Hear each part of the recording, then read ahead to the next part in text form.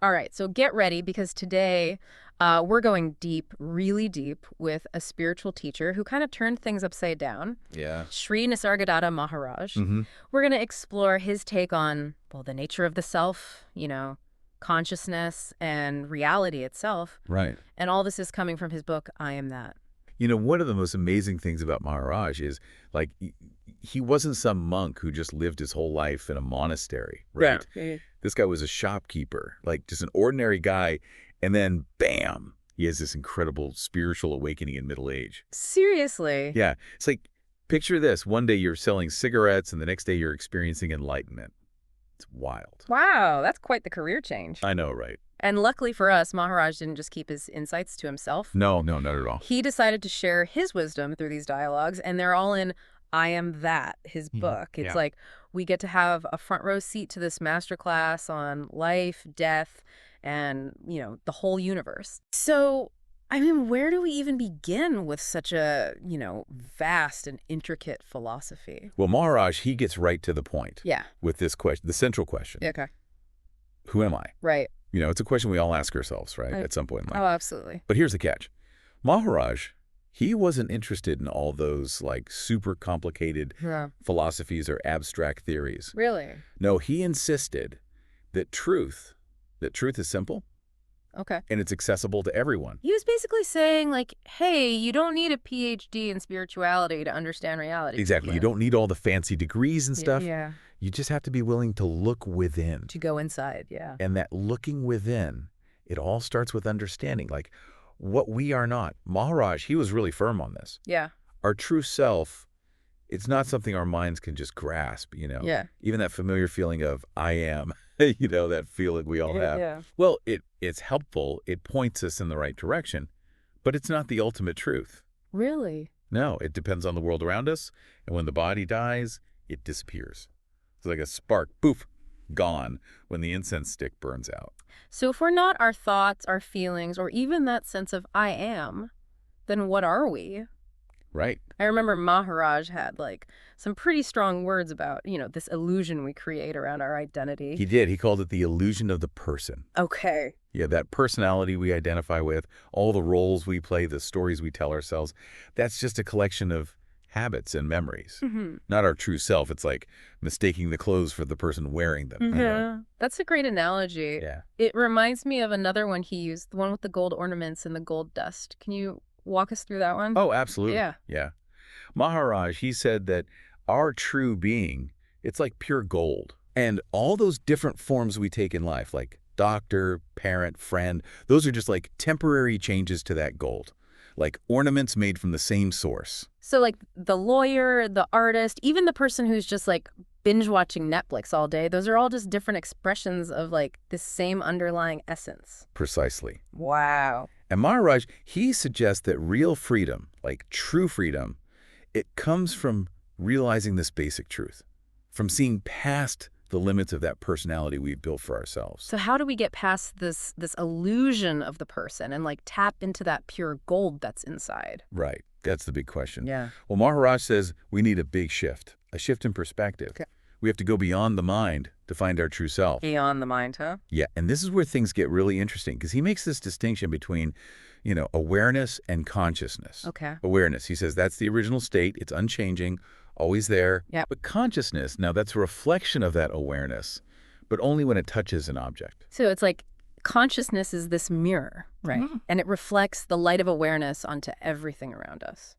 That's a great way to put it. Yeah. Yeah, it's like imagine sunlight hitting a prism, and then you see all these colors. Right. Now, the sunlight, that's always there, but the colors we see, they depend on the prism. So awareness is like the constant thing, and our own individual consciousness, it's shaped by, our experiences and how we see things. Gotcha. That makes sense.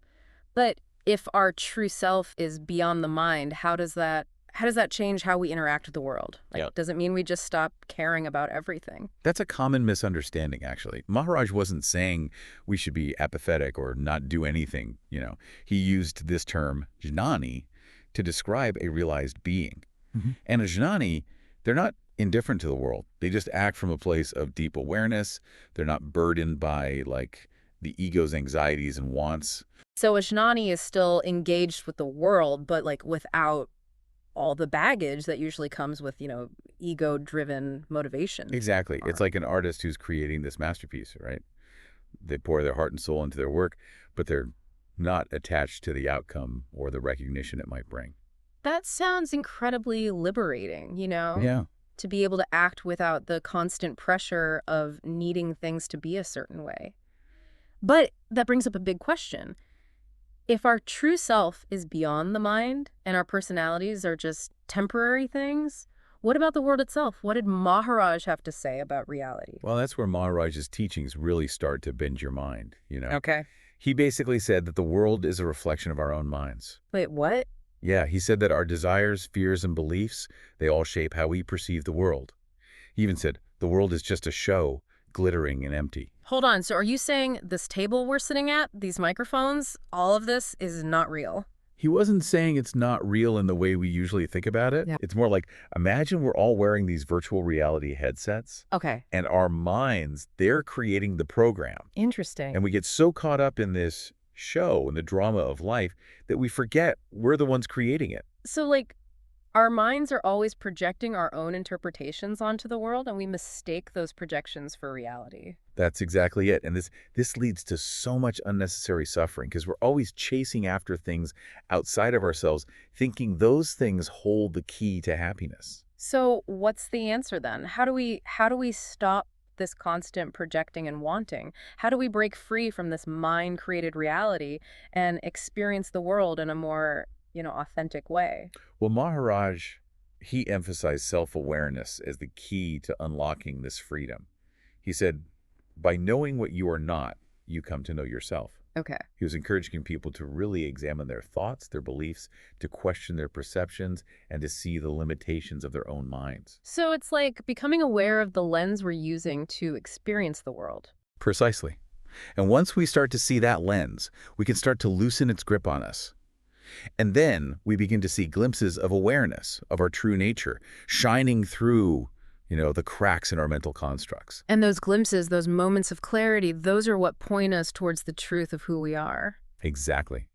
Maharaj often compared the mind to a net. A net. Yeah, he said, to see the universe as it is, you have to step beyond the net. And it's not even hard to do, because the net is full of holes. Okay. And those holes, they represent the flaws in our thinking, Yeah. the limits of how we see things. And it's through those holes that we get glimpses of the real nature of reality, unfiltered by our mental conditioning, a reality that's vast, interconnected, and ultimately free. So the key is to recognize those glimpses, those moments where we see past the limits of our minds and realize that there's more to reality than what our thoughts are showing us. That's the essence of what Maharaj was teaching. And he had some really fascinating insights into how that something more actually shows up in our lives, especially through this concept of the three gunas. Now, the gunas, that's something I've always found interesting, but a little tough to wrap my head around. Yeah, they can be a bit tricky. Can you break them down for us, in a way that even someone who's completely new to Maharaj's teachings could understand? Sure, I can try. So the gunas, they're called sattva, rajas, and tamas.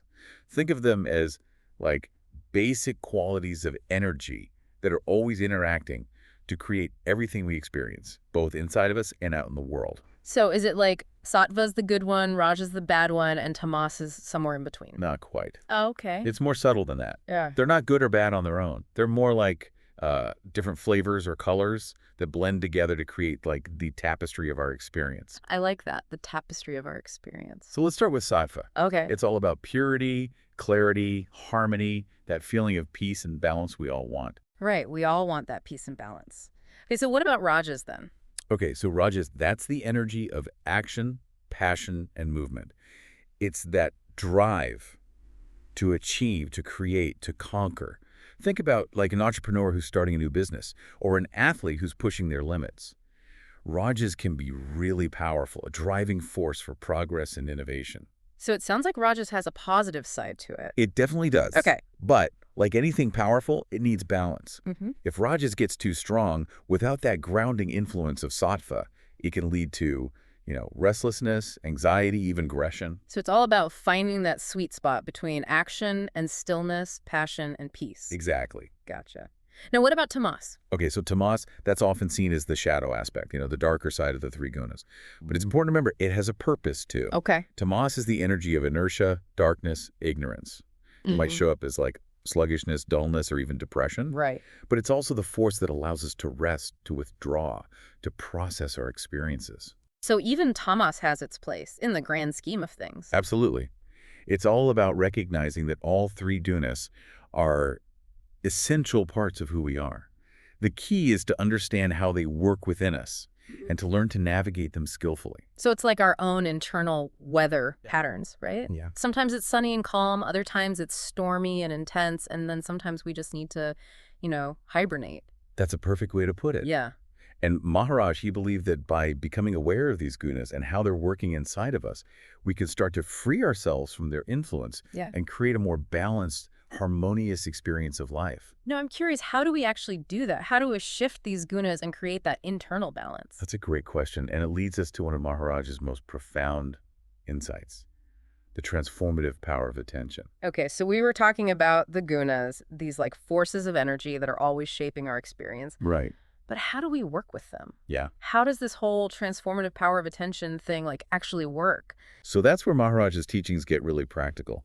He believed that attention, like when you use it skillfully, it can actually shift the balance of those gunas inside of us and ultimately lead to this profound change in consciousness. So it's not just about paying attention to what's going on around us. It's about paying attention to our own inner world. Right. Exactly. To those subtle shifts in energy and awareness. You got it.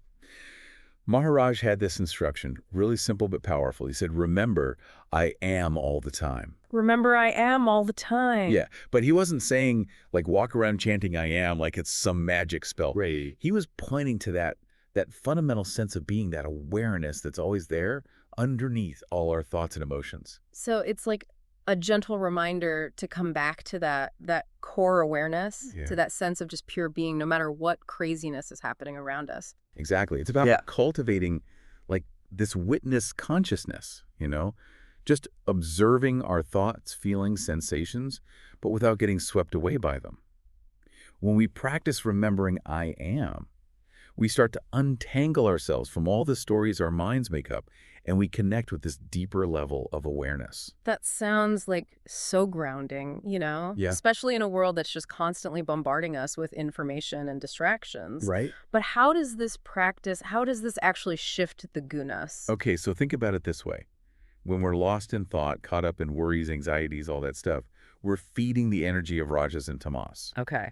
But when we remember I am, when we bring our attention back to that pure awareness, we're actually cultivating sattva, that energy of peace, clarity, balance. So it's we're consciously choosing which energies we want to cultivate inside of ourselves. Yeah. By focusing on that I am presence, we're basically saying, give me more of this. Exactly. And that little shift in attention, it can have a huge impact on our experience. Maharaj believed this practice, over time, could lead to a complete transformation of consciousness, a state of being he called liberation or enlightenment. Now that leads us to another big question. What did Maharaj actually mean by liberation? What does that state of being actually look like? Right. Well, he often emphasized that liberation is not about escaping the world or reaching some blissful state where we're just floating on clouds all day. Okay. It's about seeing reality as it is, without the filter of the ego's wants and fears. So it's not about transcending the world, but transcending that limited perspective that we usually see the world through. Yeah, that's a great way to put it. He believed that when we break free from those limitations of the ego, we start to experience this deep sense of connection with everything around us. He said, to realize the eternal is to become the eternal, the whole, the universe, with everything in it. Wow, that's powerful. So it's liberation isn't just an individual experience, it's emerging with the very fabric of existence. That's it. That's the core of Maharaj's teaching, recognizing that we're inherently connected to all things. He saw liberation as coming back to our natural state, a state of wholeness and interconnectedness that's always been there, even when it's hidden by all the illusions of the mind. That's a beautiful concept, but I imagine it's also pretty hard to grasp. Yeah. especially for those of us who are still, like, really identified with our individual selves. Yeah, for sure. It's a radical shift in how we see things. Yeah. And it takes time and effort to cultivate it. But Maharaj believed everyone has the potential for this kind of awakening. He said, take the first step. All blessings come from within. Turn within. So it's not about, like, striving for some far-off goal of enlightenment. It's about bringing that awareness, that intention to turn inward into every moment. Exactly. It's about finding those little pockets of stillness throughout the day. Okay. Those moments where we can just pause, take a breath, and remember that I am presence. Right. Like it could be while you're washing dishes, waiting in line, even during a tough conversation. So it's about weaving this practice into, like, the everyday fabric of our lives, not just something we do on a meditation cushion or a yoga mat. Exactly. Maharaj saw life itself as a spiritual practice. He believed every interaction, every experience, it's all an opportunity for growth and awakening.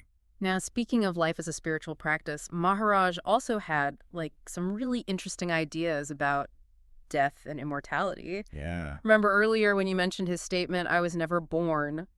That one really stuck with me. Yeah, that's one of his most profound and paradoxical statements. He's speaking from the perspective of the self, Okay. that eternal awareness that's beyond birth and death. So it's like he's saying that the I we usually identify with, the I that's bound by time and space, like it never really existed in the first place. Precisely. And if that I was never born, then it can't really die either.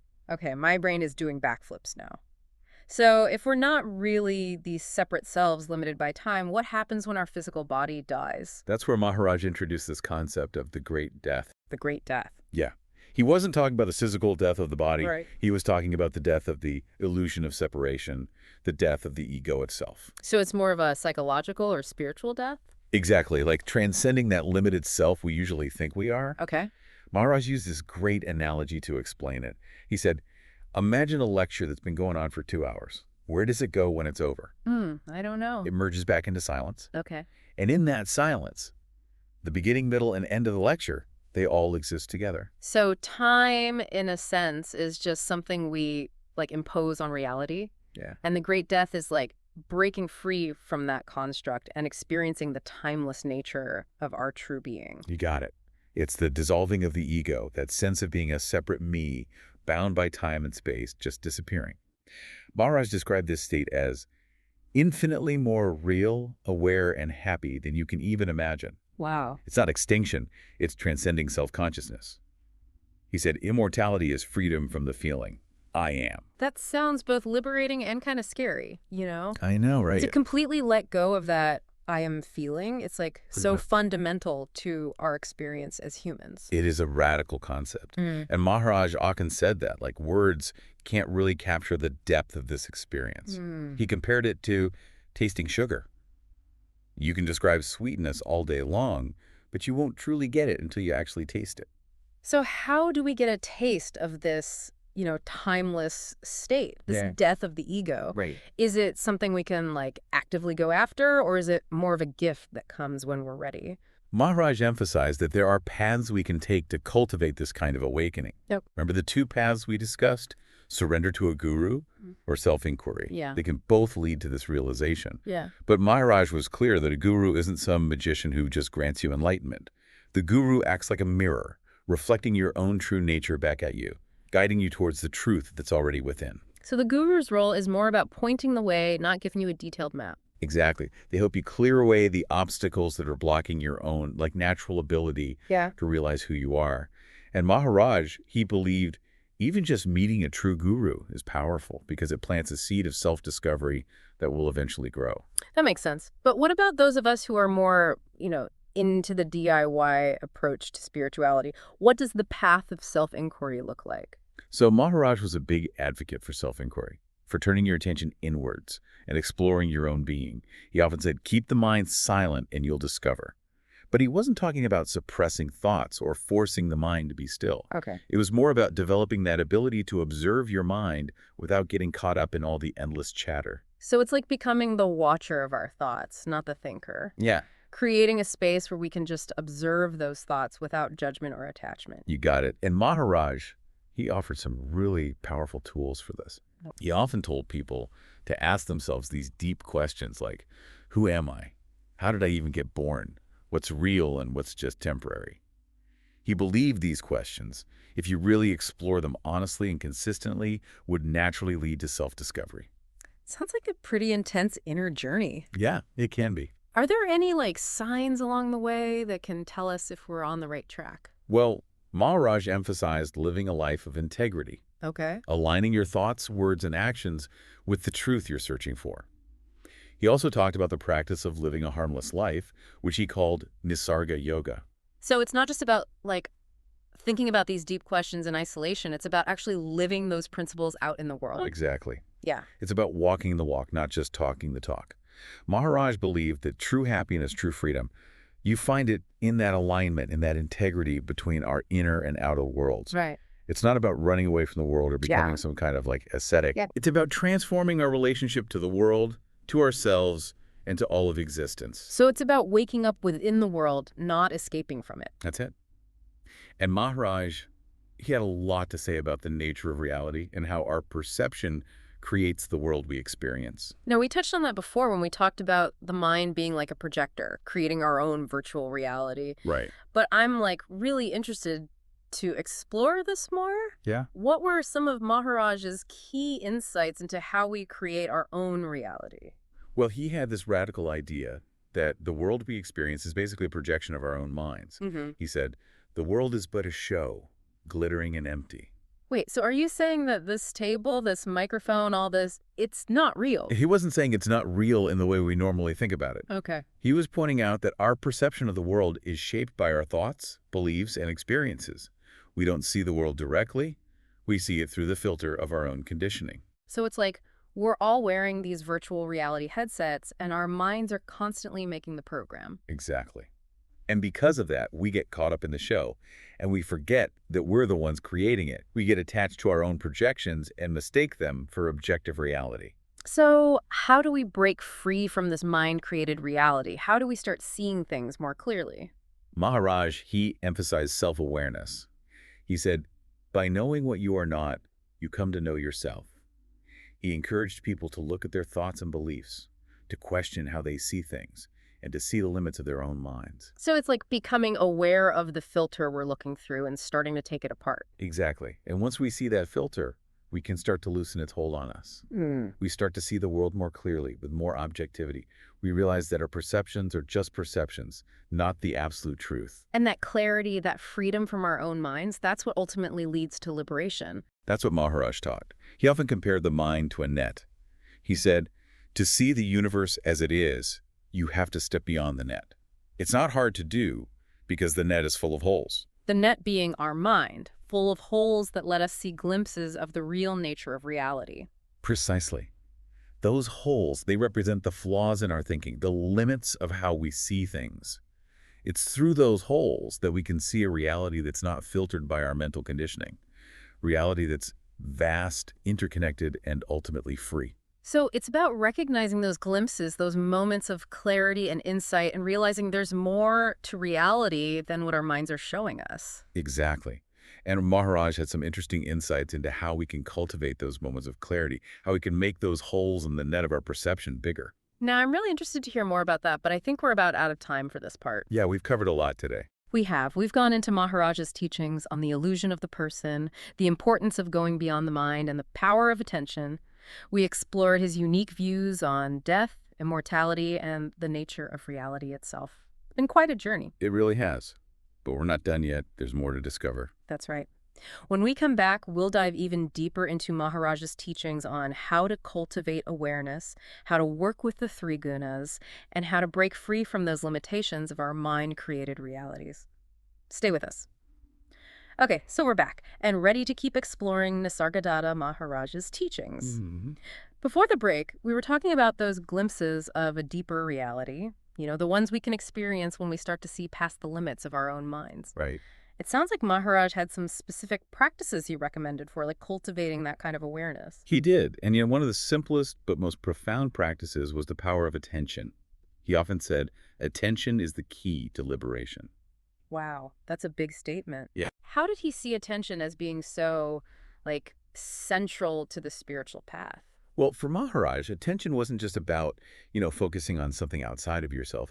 It was about cultivating this inner awareness, like a mindful presence that let you observe your thoughts, your feelings, and sensations without getting swept away by them. So it's like turning up the volume on our internal experience, Yeah, exactly. becoming more aware of the subtle, nuances of our own being. You got it.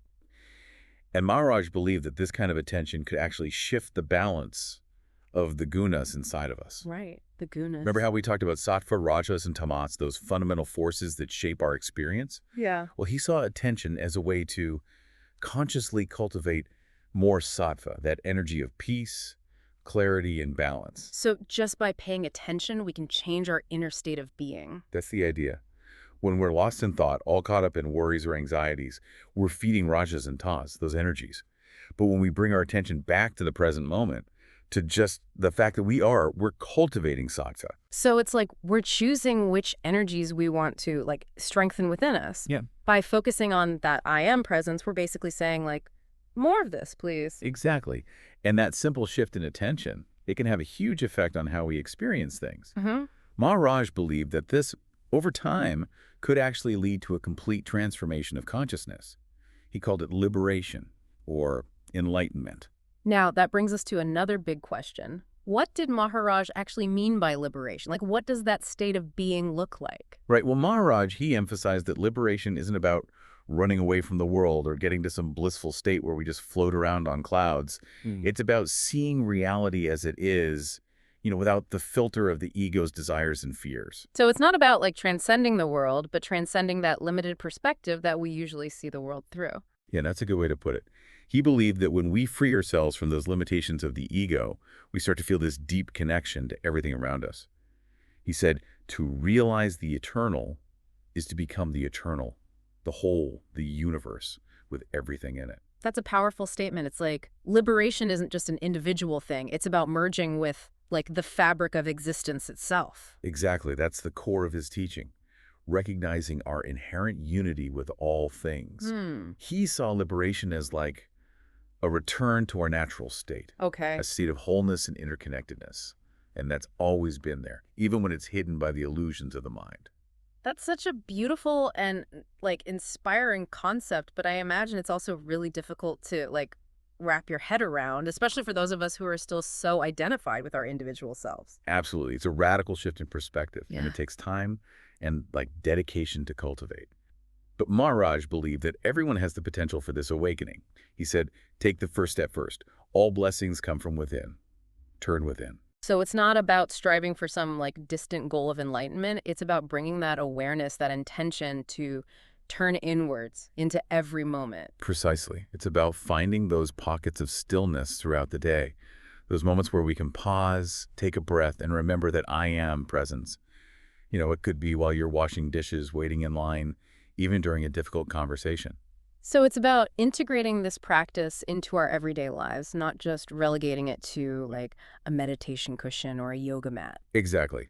Maharaj, he saw life itself as a spiritual practice. Every interaction, every experience is an opportunity for growth and awakening. Well, I don't know about you, but I'm feeling really inspired by Maharaj's teachings. It's a good reminder that the path to liberation isn't about escaping the world or becoming some kind of spiritual superhero. Right. It's about waking up to the reality that's always been here, right now. That's the beauty of Maharaj's message. It's a call to wake up to the truth of who we are, to embrace the fullness of life, and to live from a place of, deep connection and love. It's a beautiful and empowering invitation. And I think it's a message that really resonates with everyone who's searching for a more meaningful way to be in the world. It is. And maybe the most important takeaway from Maharaj's teachings is that this awakening, it's available to everyone. Yeah. It's not just for a select few or for people who've spent years in spiritual practice. It's a possibility that exists within each of us. It's a reminder that the truth we're looking for is closer than we think. Yeah. It's not out there somewhere in the future. It's right here inside us, just waiting to be discovered. That's the essence of Maharaj's message, a call to turn within, to explore the depths of our own being, and to wake up to the truth of who we really are. Well, I want to thank you for joining us on this deep dive into the teachings of Sri Nisargadatta Maharaj. It's been a really profound and inspiring exploration. It's been my pleasure. And to our listeners, we encourage you to keep exploring Maharaj's teachings on your own. Dive into his books and see how his wisdom can light up your own path. Remember, as Maharaj often said, you are already that which you seek. So keep seeking, keep exploring, and keep diving deep. Until next time, may you all live with awareness, clarity, and a deep sense of peace.